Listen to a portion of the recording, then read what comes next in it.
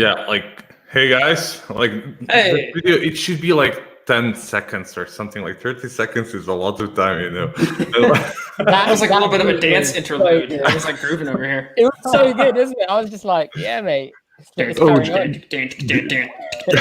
George, we need to like change your last name or something. Like we cannot see the agency you're from. Like It's a game for everyone. They've got to figure it out. It's like Hangman. So I'll give them the first few letters and then they can finish it off. Okay, cool. Yeah, so basically this is not really planned like that much. Like it like a couple of weeks ago I talked with Brian Johnson because he was late for 48-hour stream. And and you both guys were on 48-hour stream, and like we wanted to do Wild PPC Bunch podcast, and like since we already are doing like a couple of videos, like we were like let's go with another video, why not? And we are going to use it for a podcast as well. So we have one interesting topic to talk about. I'm pretty sure that you didn't prepare anything, and you're just going. I prepared some notes. I have some things up here in the old noggin. Come on. Yeah, notes. No comment from me. No comment. No one, don't underestimate us, Lazar. Come on. You know who you're tangling with here? Okay. Yeah, I'm just curious. Like, okay, so like we're going to talk about current situation, and like since we're getting Prime Day and Prime Day, we're going to with imagine that with Black Friday and Cyber Monday. There is one thing that probably nobody's going to buy, and it's PlayStation 5.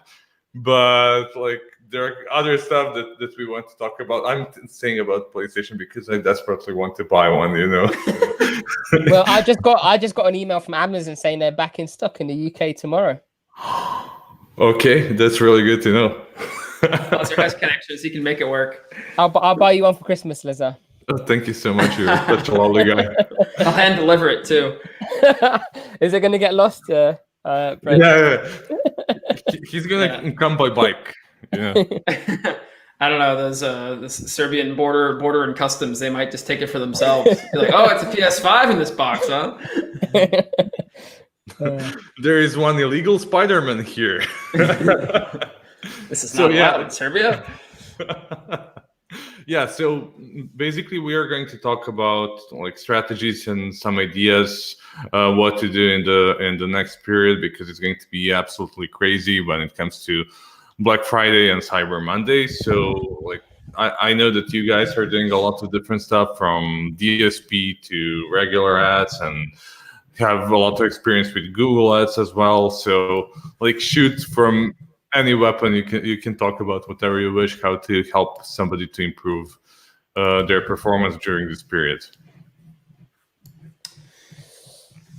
Great. I guess I think the most interesting thing is the consistent growth in sales for Amazon in the US and in the UK, and obviously everywhere else, year on year during Black Friday and Cyber Monday. So it continues to grow. So I think last year, I've got the stats here somewhere. So last year, the US Black Friday sales was 7.4 billion compared to the previous year when it was 6.2 billion. So there's a massive influx of traffic coming in on during that weekend. So it's a fantastic opportunity to maximize on sales.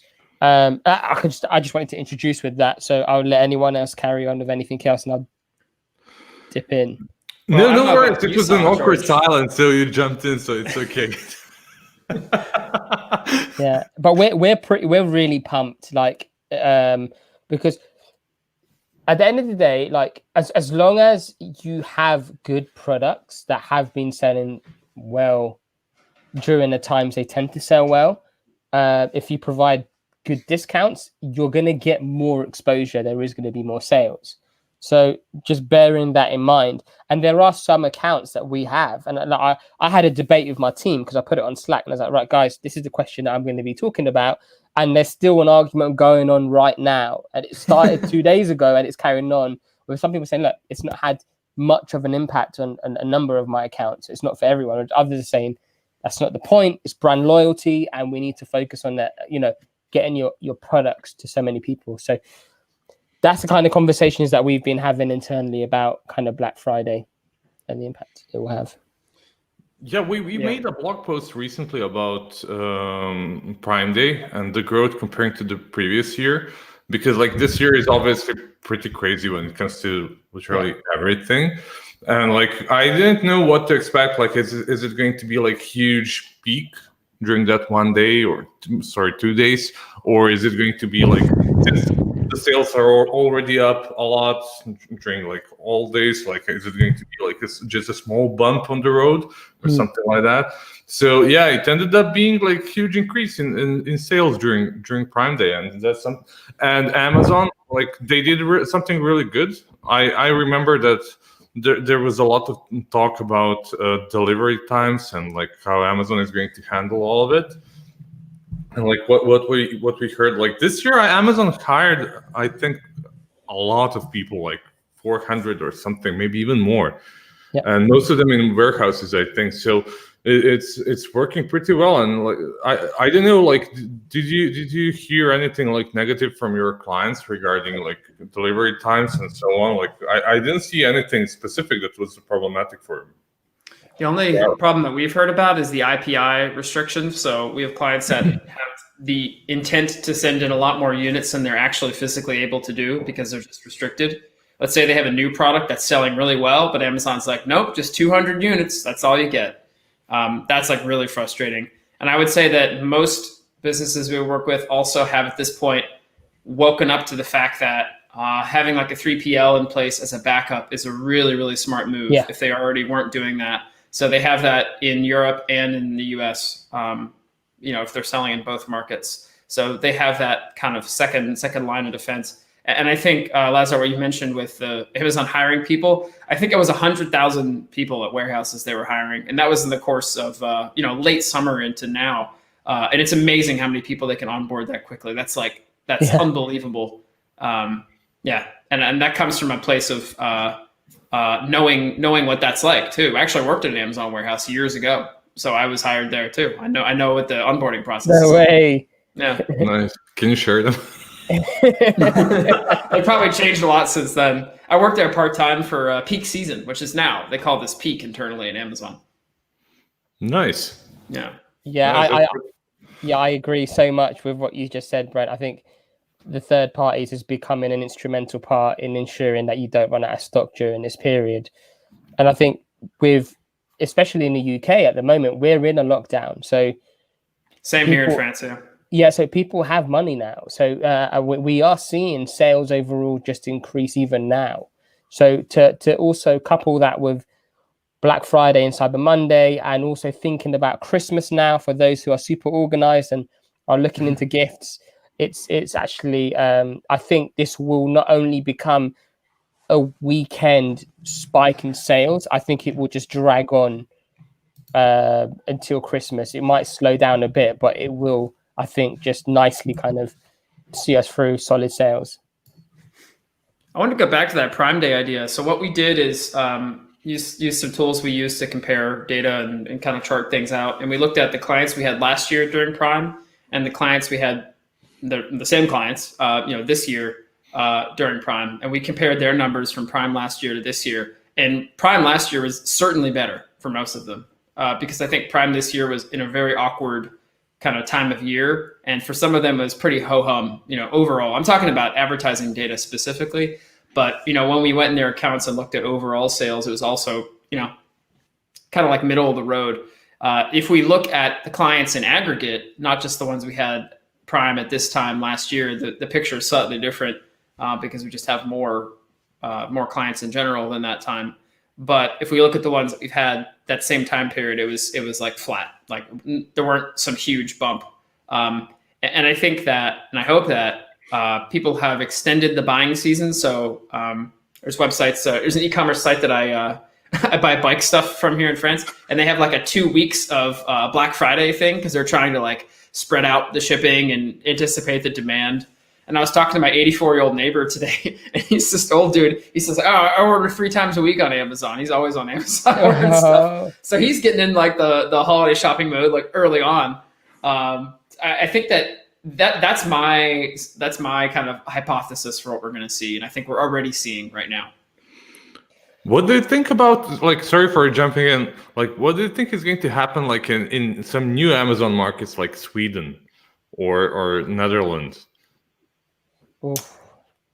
That's going to be tricky because, like, people are not used to buying on Amazon, like, when you're from, well, like, when you're from Sweden or like any Nordic country, when you search for Amazon on Google, like when you type Amazon, you're redirected to German one. And basically, like, that's one of the reasons why German market is way bigger than the rest of the markets, because like all of the Nordics are using German one. Right. Poland too, probably, because it's not live in Poland yet, although I've heard rumors about that very soon. I know Croatia has like redirection to German, even though the language is literally like, they always get everything first, don't they, in the Balkans? Croatia. Imagine that's terrible. Dirty. Hate those guys. Yeah. Dirty. Hate those dudes. Yeah, I just want to say my best friend is Croatian, so I really don't care about it. Well, anytime you have someone from the Balkans dissing another country from the Balkans, the comments turn into a race war. So let's calm down. Yeah, slow down. We were talking about chill. Yeah. I think I don't know, man. Netherlands advertising's still not live there, and Sweden we don't have advertising either. So I mean, we have clients waiting. I think Netherlands just went live. There was. I know DSP is, but is it sponsored products? I think sponsored products. Yeah, with the Netherlands, I'm sure I got an email from someone last week saying that it's now you can do PPC in the Netherlands. So I think that's just opened up. But yeah. One thing I do love, Lazar, about kind of what you just mentioned about like these new marketplaces opening like Sweden is the fact that you can go into those marketplaces and you could be one of the first. And it's always who is the first. Whoever's in there fairly new can hold good sales velocity and hold those positions and rank. And I think with the fact now that Amazon is just turning its stores around the world into one kind of global account. So your reviews from Germany, France, the UK, the US are transferred over to the other marketplaces. Again, that gives sellers a massive opportunity when they do go into those marketplaces and they do put PPC behind their listings. Their chances of conversions are going to be high. Now, at this point, in terms of traffic, no one knows, right? We don't know. But in terms of positioning yourself and entering something new, that is a massive opportunity here. And I'm just going to quickly jump back to something interesting that Brent said earlier about this old chap that buys 3 times a week.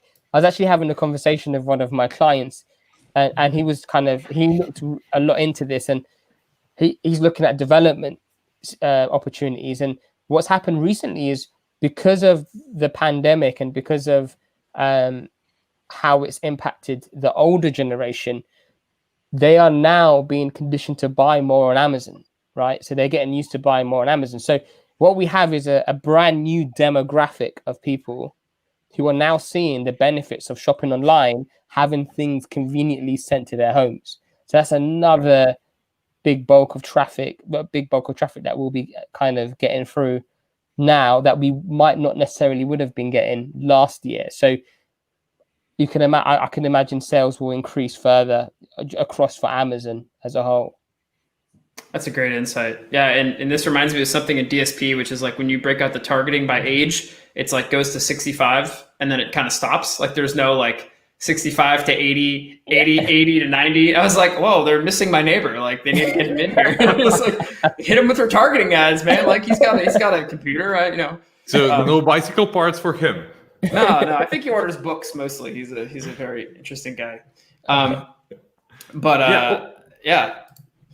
Yeah, there's one other thing that I wanted to mention. Like everybody's talking like this year, I think one of the hottest topics was like posts, and the other one videos on Amazon.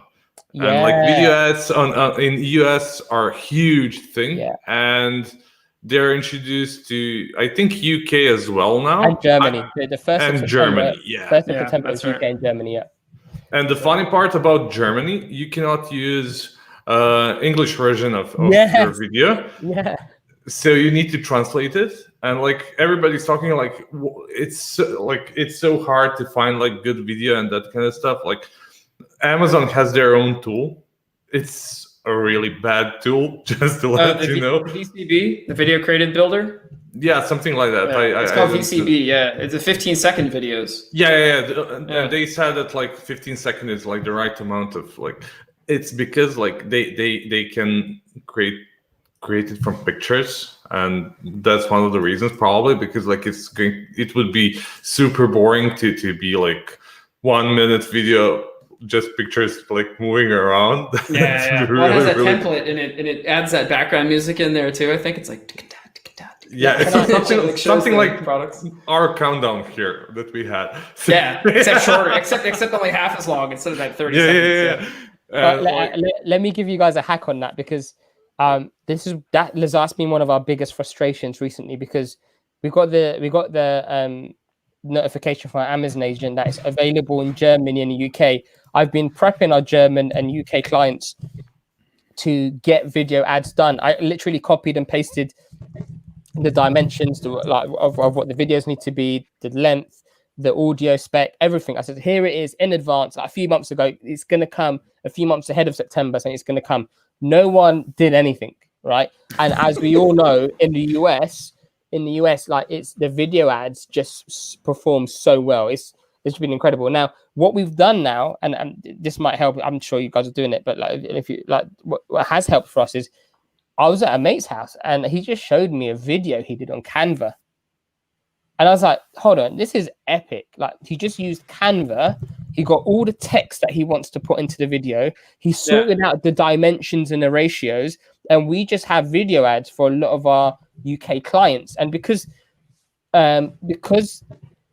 no one's really adopted it here, because of just the faff it involves, it's helped us tremendously kind of just take those slots on Amazon and just get good conversion rates. So, and with Canva, what's great is like we had one client who gave us a video, the dimensions were wrong. So what he did is he put the video into Canva, he put it to the side, and he put some nice text to the left of it of the client's brand. And so for those of you who haven't taken advantage of sponsor brand video ads, it's Canva. Go on Canva. You might need the Pro edition.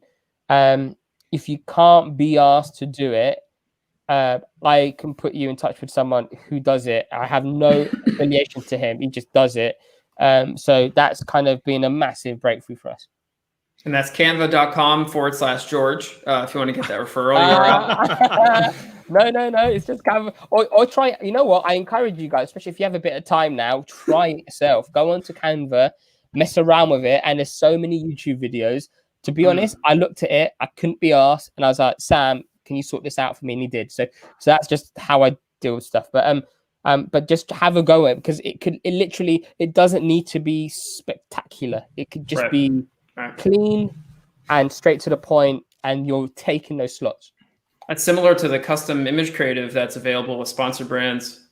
So you can get those lifestyle images, kind of like product in use shots. And we have clients who give us, here's all our collateral, and then it just, here it is. And we have a designer part-time now, so she's been able to cut and edit some of those down and make them suitable for that ad type. And as far as I'm aware, although we did get a screenshot from a client the other day, that those custom images, they show up only on mobile. But we got a screenshot from a client the other day. Maybe you guys have seen this. It looked like it was on desktop as well. I couldn't replicate it in any of our accounts where I was building those, but it doesn't show it as one of the 4 places where it displays. But it definitely was a video screen. It wasn't even a screenshot. It was a video the client had made for us. That was, here's this custom image creator. How do I get this? And the images, the products kind of like move over a little bit when you go to scroll, and it's like, it looks really good. So yeah, I would roll those out too. That seems like another thing. Definitely, like what I heard from our clients that didn't have money to do full production of videos, they use a tool called Biteable. And I also don't have affiliate link or anything like George doesn't have.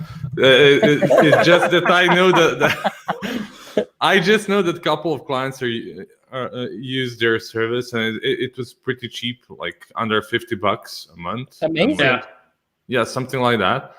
And you can create whatever you wish. You just need to have like 10-15 minutes and to create anything, like and like when there is no competition to advertise at some point, like it's whatever you place there, you're going to show up, and it's such a huge opportunity because it's like really big portion of advertising space and really big portion of search result page. So you literally, like, people click on them just because they're so big. And like what you mentioned, Brent, like we have really huge success when it comes to custom image ads through sponsor brand ads, and it's really good. They're available on desktops now as well. Yeah. Are you seeing that in just the US? Because we're not seeing that consistently. Yeah, it's in the US. I don't know for Europe, to be honest, at this point, but I'm pretty sure that they're going to introduce it anytime soon. So yeah, it's pretty much always US first, isn't it? Yeah, well, it's the biggest market. They're testing a lot of stuff there. Right.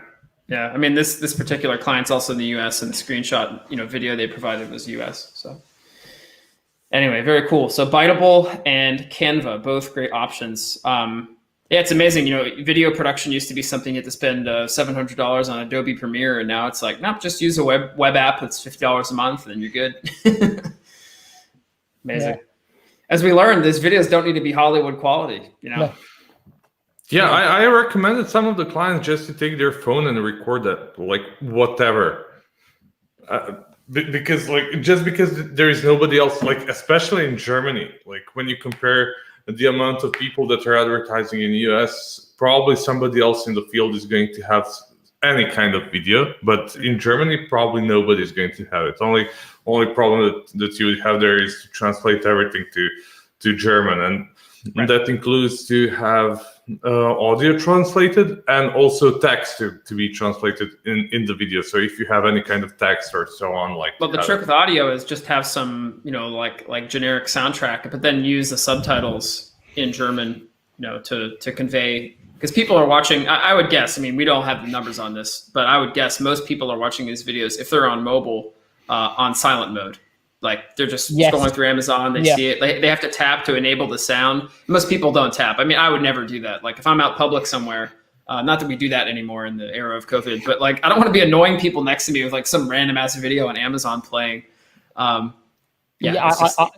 so agree, Brent. And just to add to that as well is people, I think, underestimate the power of text as well, because you can get some key selling points in the sponsor brand video ad by just adding some words in there, because people will be able to read just what's there, and that will help convey your unique selling points within the video. So it's such a good. I was actually going to say that about the audio. Not having that is it has to work without it. Yeah, and you made such a good point with subtitles, even though they're in the same language. Like, when you're on Instagram, for example, and when you're like scrolling until like the beginning of the time, like you get to the point like when you stop and like read what somebody's saying, and that's the point when you turn on the audio, because like you some text or something. Like I do it frequently that way. Yeah. Well, yeah, I can catch your interest. Yeah. Yeah. I think in terms of kind of capturing, like the one thing you could do now, and this is also now available in the UK, is you can capture the audience through remarketing through display ads. So everyone has access to display ads now, and it's in beta in the UK. I think most people have access to it. So this excess traffic that's going to be coming through within the kind of Black Friday, Cyber Monday weekend, you now have the tools available to re-engage that audience after that weekend, giving you the opportunity to generate some more sales throughout that period. So that's another big benefit, I think, for sellers nowadays. Yeah, if you're asking what's going on, Brent is in his underpants and he needed to stand up. So it's probably that. I don't know. There he is. Yeah. I need to move my light, guys. Sorry, the lighting on my face was terrible. Now it's much better. There we go. Oh, such a beautiful guy. I missed the last 5 seconds there, Jordan. Whatever you said. Sorry. It's fine, because I think I'm sure it was insightful. Yeah, it was, and I forgot what it was. So we can. was move But on. you can check it in Wild PPC Bunch podcast. There you go. Yeah. I got to download and listen. Yeah. I think it was about sponsored display, right? I mean, this has been my recent obsession, sponsored display. I did a thing with Amazon last night where we had some people from Amazon talking about it, and I learned a lot of cool things from them about SD. And I really think it has a super bright future, and I think it's kind of like going to democratize these ideas that maybe have been limited or restricted to DSP to some extent. Yeah. And that would be the retargeting views, retargeting purchases. First of all, obviously we all know product attribute targeting, by ASIN, that's a big one. But then they're building out more contextual stuff and dialing that in and making that work with SD. And I'm so excited to see where that's going to go. And it's going to make a lot more businesses that are on Amazon way more comfortable with the idea of CPM, for instance, because everyone's so used to CPC, and sometimes you explain CPM to clients and they're like, huh, what's that exactly? I never heard of that before. Although some of them know Facebook and they understand the model and everything. But there's a lot with SD that I think is kind of relevant to the Black Friday surge, or the Turkey 5, as we call it here.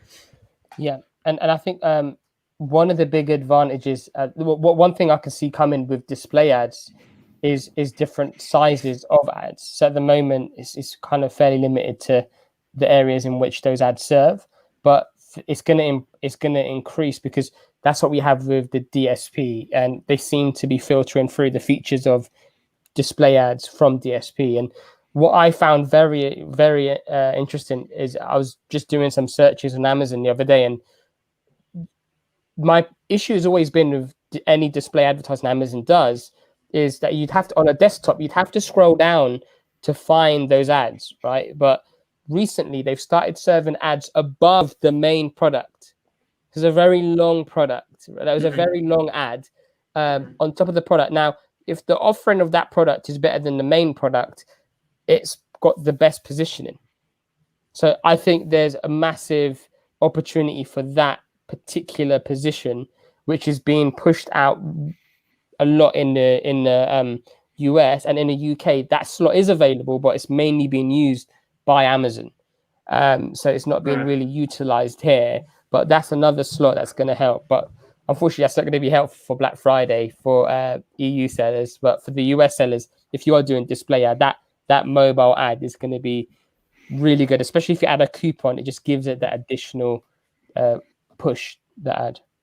Yeah, it's I forget what they called it exactly. I mean, Amazon has a couple different terms they use. Like, they want to talk about sponsored display as like a very retail focused ad type. So if you do have a coupon, it shows up. If you have a lightning deal, it shows up. It's dynamic, right? Just like we're used to with REC and DEA ads with DSP. It's the same technology, just used there. And that head spot, actually, I forget what it's called, but you have to use custom creative and a logo to get there. If you don't use those, your ad and sponsored display is not eligible to show up there. Oh, so it is available for display ads then, sponsored display. Great. Yeah. If you go through the sponsored display builder, it's the 10th of 10 placements, and it's called Amazon head page or something. So on desktop, it shows up. And another thing about that I learned yesterday from this presentation I was on with Amazon, they are opening up sponsored display to what they call the gateway, which means Amazon homepage. So you can actually have an ad from your sponsored display campaigns appear on Amazon.com like homepage if the slot, if you're bidding high enough, I guess, and if the product is correct for when someone logs in. So that's a new placement. But you also need to have the logo and the creative on lock to get that there. How much if you don't have those, it won't show. How much do you think? $20,000 per click. I just saw Jeff Bezos is giving $10 billion to environmental causes. So you're paying for new trees, apparently, is what you're doing there. You're saving the world, okay? I tell our clients that, yeah. No, we know it's $10 bid, but trust me, a lot of trees. It's definitely worth it. We have one question. How do you get access to DSP? So I know that all three of us have agencies and we're offering DSP, but if somebody is a seller, how to get to DSP? I know that the requirement is to spend $35,000 per month if you want to have your own DSP. And like apart from that, I don't know like what else can be important for a seller to get DSP from Amazon. It's a tricky one, definitely. Like to get directly without agents. Alexander, I know this guy. He has I believe he does consulting and agency work in addition to having software. I know he leads a group, Russian language speakers that do PPC stuff. Oh, nice. Yeah. Yeah. Hi there. By the way, Alexander. Yeah, he's in Prague. Nice. Anyway, yeah, I mean, to get access as an agency, you can do what we do, which is we work through a partner that like is a bigger agency that basically we have access to. But I think, George, both you and Lazar have direct access at this point. Is that right? Because I know you've worked with another company. I'm not sure if you're willing to say who or how, but that's how we did it. And that's how we currently do it. Although I would like to move to our own direct managed thing. I don't know how to do it. Yeah, so in order to get your own direct DSP with Amazon, they used to just give it away in the past to agencies, but they're increasing the bar. So previously in the UK, they're just giving them away. Now they put restrictions in where I think you need to commit to spending 100,000 across a year. And that's the same with Germany. The Germany, you have to spend 100,000 within a year. And then in the US, you have to do 100,000 a month in spend, right? In DSP spend. But now they've changed it. So it's 500,000 in spend over 6 months. So I think they're seeing that the demand for agencies to get access is growing at a crazy rate. But what's going to happen in the next year or two, and this is something I really do see happening, is sellers themselves are going to get direct access to the DSP. I don't know what that looks like, but that's we get questions about that constantly. People are always saying like, okay, we have someone on the team who knows display, or they worked with other DSPs. Can we just run it through your account? And, I have to say no, because that's not how it works. But I think that demand is huge, and I hope Amazon's listening. They understand that, of course. But you gotta be careful. I can confirm 500,000 that George mentioned as well. So that's something that you need to spend basically. Okay. Yeah. Well, obviously not like through one client, but like cumulative through. That's aggregate spend over the course of 6 months. Okay. So like it is a bar, but you can still reach it. It's basically like having like when you're a Google agency, and I know that George did in the past. You do a lot of Google now as well, or like I know that you're super experienced when it comes to Google ads. And but we avoid them now, so we've just partnered up with someone else and outsourced them because it's the saturated market for us as an agency, so we decided to just go fully into Amazon. But so with Google, and this is where I see it going on Amazon. With Google, you can become a partner very easily. You can get a partner's badge. You can have your listed. You can have your company on a Google partner page. Amazon ain't there yet, but they are going there. And this is, I've been personally told this by someone in Amazon. It's already been shown in the US. It's just slow to be brought here. Yeah, for Google, it's difficult to get the red one, Premier one. That's the tricky one. You need to have like steady spend for a year or so. So it's weird though, because we had it for years and then we lost it, and I was like, "What's that about?" And then it came back. So, I was like, "Right, okay." Mystery not solved. Yeah, but it's working. So I was like, okay, we'll just keep that. Yeah, but that's a great point, George. And this is maybe getting a little bit agency talk for people who are listening. But I mean, getting those certifications for everyone on the team is super key, because then when that rolls out, we're going to be able to say we got 17 individuals all certified, and everyone's ready to go, and that looks really good, and they'll put us on the listing. And for those, Amazon, those tests are actually good. Those tests are useful. Like the DSP one, you learn so much going through that. So much. It's really quite useful. So I got to applaud them for that. Yeah, it's been really I know that George has like his team like taking those tests, and I think when it was introduced, I ignored it for a couple of months, and after that, like whole team of ours like needs to pass the test. Like what that's one of the requirements that you need to Absolutely. do. Yeah. And, absolutely. and just so people know as well out there, in terms of the test, I think anyone can take the Amazon sponsored ads fundamental exam. So if you go to if you Google Amazon Learning Console, you have access to it.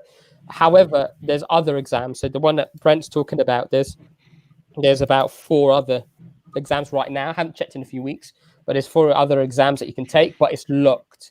It's locked to agencies that have access. Correct me if I'm wrong, Brent, but that's what my Amazon agent said to me. Maybe she's trying to make me feel special. But well, actually, this is that is true. And here's another layer to that. They have a different link that they send out every quarter that allows you to get the tests so you can see them. Because I had someone on my team who like had not clicked the link, and so she was not able to see the test. But then like I was like, here's the secret link, and she clicked it. And now she's able to take the tests and pass them and everything. So so we've been they change it quarterly, as far as I'm aware. This is so good information for Prime Day, you know, and for Black Friday and Cyber Monday and that kind of stuff. I really like when we talk about random stuff. The original conceit of this was, how do you retain customers after Black Friday, right? Is how do you keep them coming back to the fold, you know? And I guess my first question was, well, it depends, because a lot of our clients, they have durable products. They're not CPG consumable stuff. So people don't want to make purchases every 30, 60 days. They want to buy it once and be sorted, right? They don't want to go back and say, oh, I have to buy it again. Like, you know, but if you are in that consumable arena, then what kind of customer retention tactics are we thinking of here? I was thinking about, you know, sponsored display retargeting, loyalty efforts, and I don't think you have the ability to set a customizable time window with sponsored display yet. I think they're going to release that at some point. Yeah. Do you think if you send some traffic to Amazon, like to your product listing from external sources, like from Facebook or Google, like a week before Black Friday, do you think that Amazon would do their own retargeting of those potential customers? I don't know. I have a theory on this, and I think what my theory on this is that they're pushing back. So Amazon are pushing back, especially the Google ads, and this is why they introduced Amazon Attribution, which is powered by Amazon DSP, to allow you to be able to track sales through your own Google ads activities. So that's kind of what we've seen.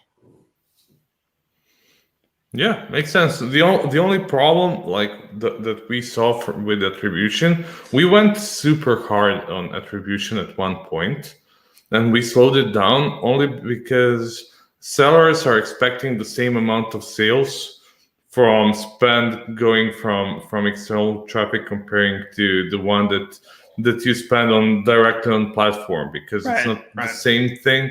And also like it's attribution, like it has attribution window, and like they're used to last click conversion. Like this is the click and this is the sale. And like this is the attribution is basically just part of the funnel. And like it might resulted with sales, but not like directly.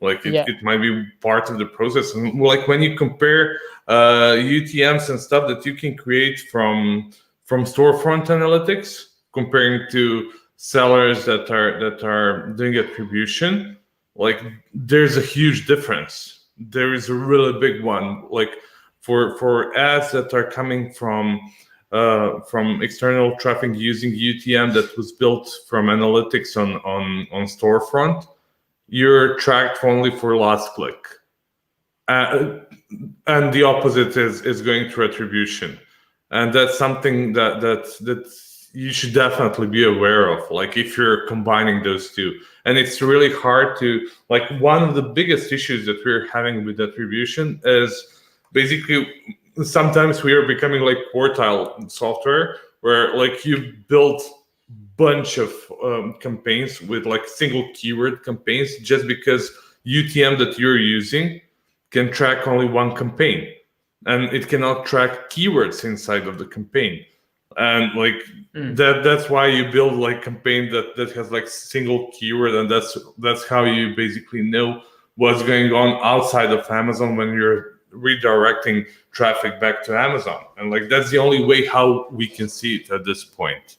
Yes, but you could also, I guess, put that unique attribution code kind of URL through a kind of a keyword level, so it would bypass the ad level, and you can put it at a keyword level in order to get it going through the right campaigns and track those sales. And it does become messy, but we have seen 1 or 2 accounts where it's working, where they are getting a kind of a ROAS of 3 or 4 through Google Ads, and then they're coupling it with remarketing through display ads, right? So might not necessarily be getting the sales at that point, because it is, and at the end of the day, Google is a search engine. It's not like Amazon, where people are going on there for the sole intent of purchasing or window shopping. So you do have that to bear in mind. And just another kind of extra benefit to add to that as well is that the attribution beta is now available to people who haven't registered their that are not vendors, are not brand registered. So I think brand registry 2.0 has attribution, and like it's open for them. I'm not really sure about the... I got an email. I need to confirm it. My brain's fuzz right now, but there was no, I beg your pardon. It's not just for vendors now. Sellers could just get access to attribution.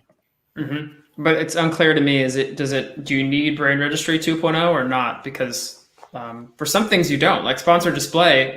I had an email with someone who saw the webinar I was on last night and asked about this, but as far as I'm aware, you don't need brand registry for sponsored display. I started sponsored display in accounts with no brand registry and brand new products as recently as a few weeks ago. But my kind of like feeling is if we're going to work with an account, they should have brand registry, because sponsored brands is so key and it opens up so many other doors for them. Sorry, I just confirmed. I just checked the email. Amazon attribution is now available for seller brand owners as well as vendors. I think the issue before was it was only available for vendors, and this is across Canada, UK, Germany, France, Italy, and Spain. Okay. Cool. That's great. That's really good to know for other countries as well, not only US. That was like primarily. And can I ask you guys a quick question? I'd love to hear your thoughts on this. There are some sellers that we have dealt with in the past who basically a few weeks before Black Friday and Cyber Monday, they increased their prices, right? So then that they can put a discount in to make their offering look good for Black Friday, Cyber Monday. What would you both say to that? Are they from Serbia? Well, that's something that usually happens here, like in Serbia. That's a pretty common thing. Like increase the prices and then place a discount. Yeah. So yeah, like it happens. And like, what's the funniest part that they saw? Somebody increased the price and just kept it that way, because like people usually buy everything during Q4, especially November and December. Like it doesn't matter if you increase your price for like $3, they're still going to buy it. Yeah. I don't think it's like highly ethical to do it, but still it's working.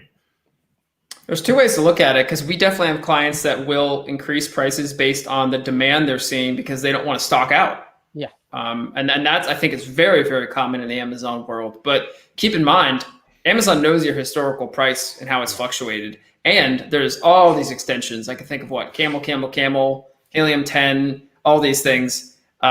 You can definitely, be kind of, I don't want to say caught, but people who are shopping, who are like savvy with extensions on Chrome, they know that, your price was $10 lower like last week, because they can see it based on the historical data along with the BSR and everything.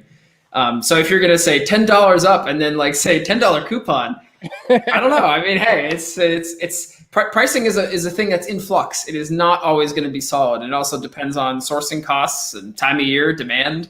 I think there is like a supply and demand aspect to pricing, and That's why these repricing softwares exist too, for that So, matter. do you really think that like regular customers on Amazon are using tools like Keepa or something like that to double check the pricing and BSR? No, not something like Keep It, because they're not interested in that. But there's that extension Camel. Are you familiar with that one?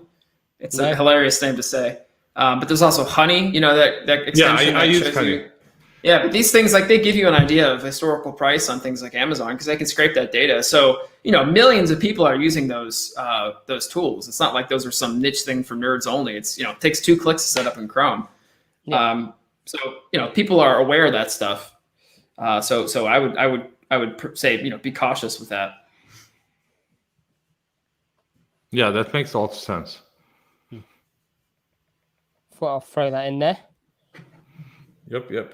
Okay, so guys, we don't have time limit here. Do you want to continue talking about this? So 3 hours? Yeah, so we're going to 3 hours. That's the target for now. And if you're still okay not to go to toilets and stuff, we can prolong it to 6 hours. Oh, you mean we're not going to do the crazy? How many days did you do before? Was it 7 days? Non-stop, Lazar? How many days? It was 48 hours, dude. 48 hours. Yeah, and inside of 48 hours, I slept for 4 hours. Wow. So I worked for 44 hours straight, and it was absolutely crazy. And in Serbian time, it was from 9 a.m. on Tuesday, and we finished on Thursday at 9 a.m. That was a heck of an effort. Yeah. I'm glad. Yeah. And part of that. That was fun. I had so many scheduled calls on Thursday, around noon, and I slept over all of them, and I felt so bad when I woke up. Well, you had a good excuse. They say Black Friday was like a marathon for me. Yeah. Total marathon. Crazy. Yeah, and this year, for Black Friday, I know every year when you go to Facebook or any social network, one of the things that you usually see is a video from some of the big stores or I don't know, something like Best Buy or whichever, with a lot of people fighting around for a TV or whatever, and literally fighting. And is that something that you think that people are going to do this year, or they're just going to move to Amazon? Good question. Well, I guess it depends on where you are in the world, because legally, if you're doing that in the UK, you probably would go to jail. Yeah, because we're on lockdown and the shops are closed, so you shouldn't be going into buying any TV. So I guess that's it's going to move all of that traffic over to Amazon. But I guess there's an element of that urgency, isn't there? When you see other people running for TVs and trying to buy something, it kind of is going to urge a lot more people to do that. And with Amazon, you don't really see that. So you're not going to really see a big panic buy because it's going to be there unless you see it's low in stock. So I don't know. That's a big question. I mean, I would hope not, but I know that in the US, we're going to see videos for sure. Yeah, someplace in the state that doesn't observe any kind of distancing or any kind of lockdown, or I don't want to get into the politics of it, but we're going to see 1 or 2 of those videos for sure. Here in France, I don't think so. I mean, there's a lot less of a consumer bent in general, but I think the messaging from a lot of these stores has been, get your shopping done early. Come this week, not next week. Don't do it 3 days before Christmas. People are still going to order, heaps of stuff 2 days before Christmas. But at that point, there may be a real logistical issue with Amazon and other fulfillment from other online businesses, not just Amazon. I mean, everything's all the works are going to be gummed up, I think. And you're not going to have that toy for little Jimmy Christmas morning because you ordered it 2 days before. It's that's a big mistake. Yeah, everyone will remember Casey Goss made that post, I don't know, 2 months ago about the coming quarter for inventory disaster. I think that was prescient, and I'm curious to see how that plays out. Hello, Mike. I'm not really sure if I should share all the stuff that Mike is asking at this point. Suffice to say, we're being harassed in the chat. Yeah, it's terrible when you have other members of Wild PPC Bunch sending messages to you. Oh my god. Oh man. Yeah, so definitely I think this year is going to be a bit different when it comes to online purchases. But like the other thing, like what we used to see last year, like we had like Oprah pick about like the products that Oprah would buy, and I'm pretty sure that this year they're going to have somebody else. Michael is asking like because he doesn't know how to leverage DSP for Black Friday. How to leverage DSP for Black Friday? That's a really good question. I guess it's the building of the audience that you have access to, and the beautiful thing about it is there's no rush. So that spike in traffic that you're gonna get to your product as well as other people's products, you can leverage that over the next few weeks to ensure that you can serve ads to them to try and get them to purchase from you because you know they're interested in that product. And I think the one beautiful thing about DSP is you can target those who have viewed the product, but you can also exclude anyone who's purchased it on a day. So you know that there is an interest and they haven't purchased any of that particular product yet. Yeah, that makes a lot of sense, and I like the point that you can target people that visited some other seller's product. So you can retarget your competition there. That's really cool. And like it's a really good combination, especially like to do it after Black Friday. And like I know that like during the Black Friday you're trying to like implement fear of missing out like all the time, but after that like you should definitely like create halo effect and like to take all the traction that you had during what's Mike saying or that video ads showing Black Friday special in the video with limited time deal would be another one. We should have Mike next time joining us. Send Michael a link now. Get him on this. Oh, he's probably having fun somewhere. So he's chilling on the beach. Yeah. No, but Black Friday. I mean, one thing I will say, post Prime, we noticed. If people are using DSP and they're more ROAS focused, which I think is the wrong way to do it. I mean, it's a consideration. That's not the right way to do it. You're probably going to be upset if you're trying to spend a lot of money post Black Friday because people have typically bought the stuff they wanted to buy already. And sure, they're going to be on Amazon shopping, but I would suppose that Amazon's traffic is far lower. And more importantly, their conversion rate is also going to be far lower post the Turkey 5 Black Friday period. So there is opportunity in that you've just got a whole crap ton of sessions on your products and also competitors' products and similar ones. So Amazon's audiences have never been bigger. Even their in-market segments, I think, which are, correct me if I'm wrong, George, those are 30-day time windows in the in-market segments, I believe. Those are all going to be huge because Amazon just had a massive, swell of traffic for those 5, 6, 7 days. But the conversion rates are probably going to suffer. So like be aware of that, I would say. Yeah, definitely. Like one suggestion, like for people that say like we already did everything and created literally every possible like ad variation, there is a huge chance that they miss to target other categories that are highly relevant to the product that they're selling. So like things that can be like placed in a group like frequently bought together. Like if you're selling coffee, maybe you would like to like target coffee canisters and that kind of stuff, like something that really goes really well together. And like we have a really good experience with that. Like it's working pretty well for us. Like I always like to say, like it's not going to make you a millionaire, but if you like do that kind of stuff, if you create posts, if you create videos, if you do DSP, if you do 10 different stuff that are going to increase 5% each, you're going to end up with like growing your business for 50% just because you did a lot of different stuff at the same time. Right.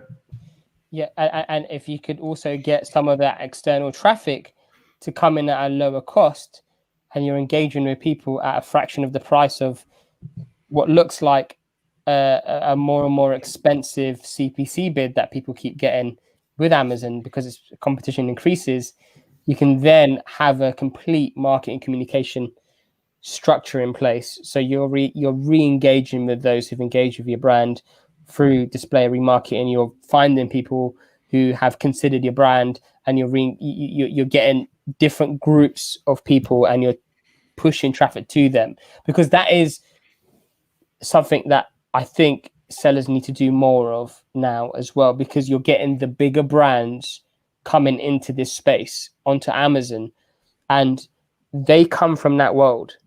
They understand how buyer behavior works. They understand touch points. They understand it, so some products are clearly impulse, like really cheap, easy to buy products you need at that point. You get it and you move on. But there are other ways to engage with the brand. But that's, just wanted to add to your point, Azar. Yeah, it makes a lot of sense. Guys, I think we're finishing our third hour of our conversation. Should we wrap it up? Yeah, I think we should, because it's already an hour of talk. I know that you guys can talk for ages about this, and I can definitely join the conversation, but I'm pretty sure that people are going to be bored about listening about PPC for hours. Yeah. I know that it's like wild PPC bunch podcast, but people want to do other stuff as well, Yeah. So thank you so much for joining the call today, and hopefully we're going to have a lot of these in the future. Sounds good, my friend. Thank you so much for having me, guys. Take care. Bye. Peace. Take care. Have fun. Bye, guys. Farewell. Bye.